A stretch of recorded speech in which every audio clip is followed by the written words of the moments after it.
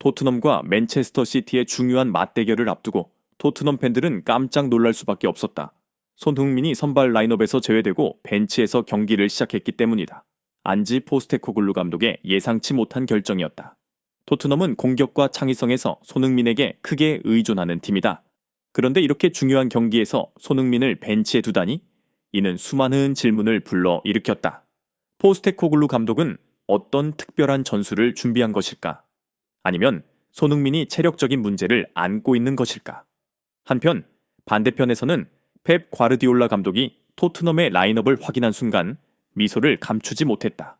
손흥민이 선발에서 빠진 것은 맨시티에게 엄청난 행운이었다.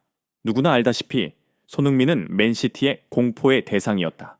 과거에도 그는 여러 차례 맨시티의 수비를 무너뜨리며 과르디올라의 머리를 아프게 만들었다. 그런 손흥민이 없다는 것은 원정팀 맨시티에겐 그야말로 하늘이 내린 선물이었다. 경기 전 토트넘은 힘든 시기를 겪고 있었다. 유럽 대회 출전권을 놓고 경쟁해야 하는 상황이었고 맨시티 또한 우승 경쟁에서 승점 하나도 놓칠 수 없는 절박한 입장이었다. 따라서 이번 경기는 단순한 전술 싸움을 넘어 두 팀의 시즌 목표를 좌우할 수 있는 중요한 일전이었다. 최근 토트넘은 몇 차례 패배를 경험하며 흔들리고 있었고 그런 상황에서 강력한 맨시티를 상대하는 것은 쉽지 않은 도전이었다.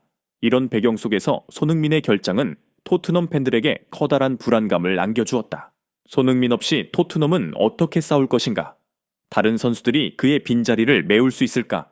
경기장을 가득 메운 토트넘 팬들은 걱정 어린 눈빛으로 경기를 지켜봤다.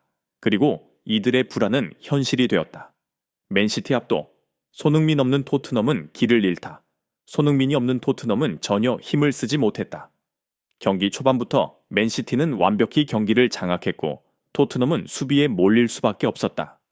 전반 12분 제레미 도쿠의 날카로운 패스를 받은 엘링 홀란이 침착한 마무리로 맨시티에 리드를 안겼다. 선제골을 허용한 토트넘은 방역의 실마리를 찾지 못했고 맨시티의 강력한 압박 속에서 무력해 보였다. 손흥민이 없는 토트넘의 공격은 단조롭고 무기력했다. 그는 단순한 공격수가 아니라 공을 운반하고 침투하며 경기의 흐름을 바꿀 수 있는 선수다. 하지만 그가 없는 토트넘은 맨시티의 강한 압박에 속수무책이었다.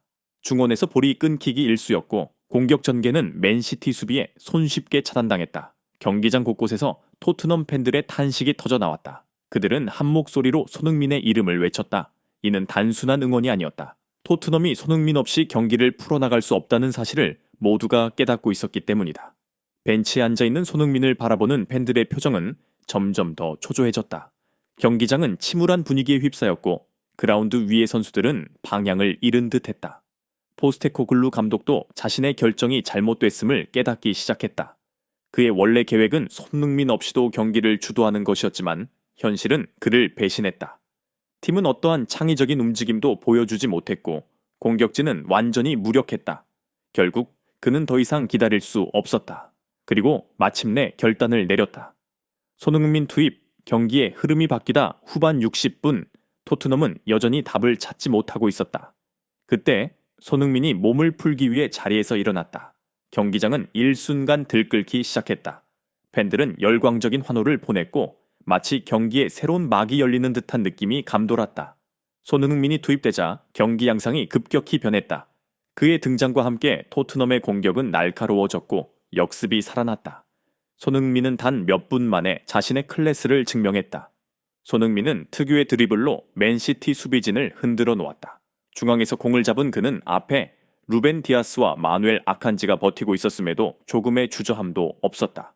그는 먼저 왼쪽으로 공을 밀어낸 뒤 오른발로 재빠르게 방향을 바꾸며 디아스의 균형을 무너뜨렸다. 이어서 폭발적인 스피드로 아칸지를 따돌렸고 단숨에 수비 라인을 허물었다. 마지막 남은 수비수 앞에서 그는 감각적인 볼터치로 상대를 속이며 완벽한 찬스를 만들어냈다. 맨시티 수비진은 단 한 번의 돌파로 완전히 흔들렸다. 손흥민은 페널티 박스 근처에서 강력한 슈팅을 날렸고 에데르송 골키퍼가 간신히 막아냈다. 손흥민이 왜 토트넘의 희망인지를 단 한 순간만으로도 증명해 보였다. 터치라인 밖에서 펩 과르디올라는 경기 초반과 전혀 다른 표정을 짓고 있었다. 경기 전 손흥민이 벤치에 앉아있는 것을 보고 기뻐했던 그는 이제 초조한 모습으로 연신 지시를 내렸다. 손흥민이 있는 한 어떤 일이든 벌어질 수 있다는 것을 그는 잘 알고 있었다. 과르디올라는 수비수들에게 손흥민을 절대 놓치지 말라고 강조했지만 그것만으로는 충분하지 않았다. 손흥민은 상대의 수비 전술을 가뿐히 깨부수는 능력을 갖춘 선수였기 때문이다. 곧이어 손흥민은 정교한 패스로 동료에게 완벽한 찬스를 제공했다. 하지만 안타깝게도 마지막 슈팅이 빗나가면서 기회는 무산되었다.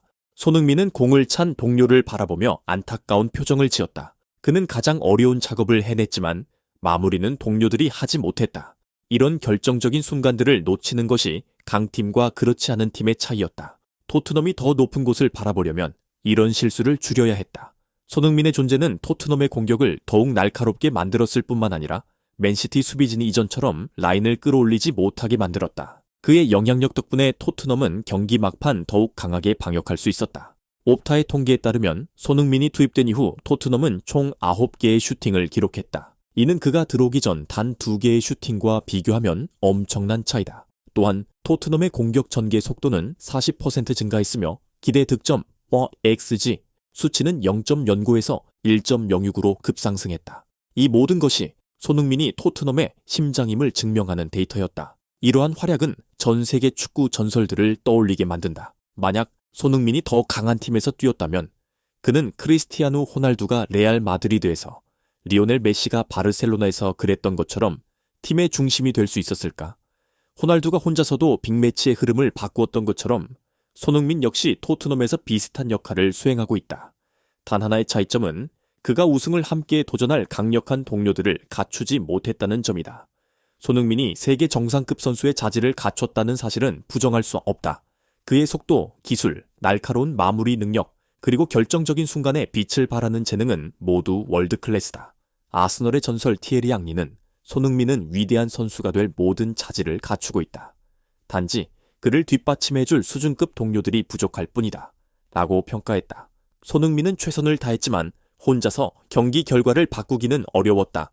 결국 토트넘은 맨시티의 연길로 패배했다. 뼈아픈 결과였지만 손흥민의 경기력만큼은 의심할 여지가 없었다. 토트넘의 패배, 하지만 손흥민의 잘못은 아니다. 이번 패배는 토트넘이 가진 가장 큰 문제를 다시금 부각시켰다. 바로 손흥민을 도와줄 수준급 선수들이 부족하다는 점이다.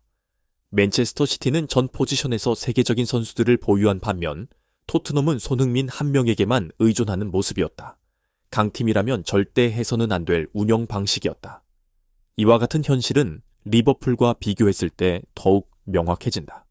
리버풀의 모하메드 살라는 사디오 마네, 호베르투 피르미노, 그리고 현재는 다르윈 누니에스와 루이스 디아스 같은 동료들의 지원을 받으며 경기한다. 반면 손흥민은 수년간 토트넘의 공격을 홀로 짊어져 왔다.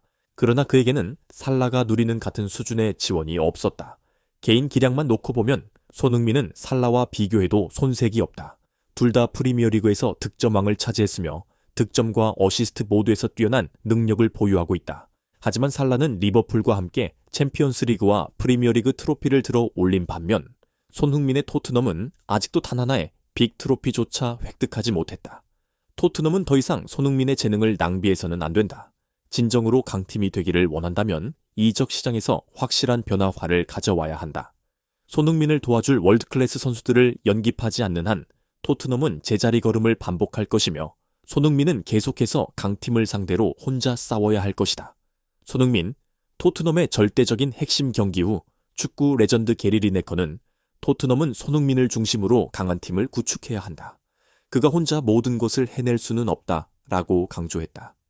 이제 손흥민이 토트넘을 몇 년 동안 이끌어왔다는 사실을 부정할 사람은 없다. 그러나 그가 더욱 높은 곳을 바라보려면 팀이 그를 위한 더 나은 환경을 조성해야 한다. 그렇지 않다면 토트넘은 최고의 공격수를 보유하고도 한계를 넘지 못하는 팀으로 남을 것이다. 손흥민은 단순한 스타 플레이어가 아니다. 그는 토트넘의 심장이며 변화를 만들어내는 선수다. 그리고 토트넘이 이를 제대로 활용하지 못한다면 그들은 손흥민의 전성기를 헛되이 보내게 될 것이다.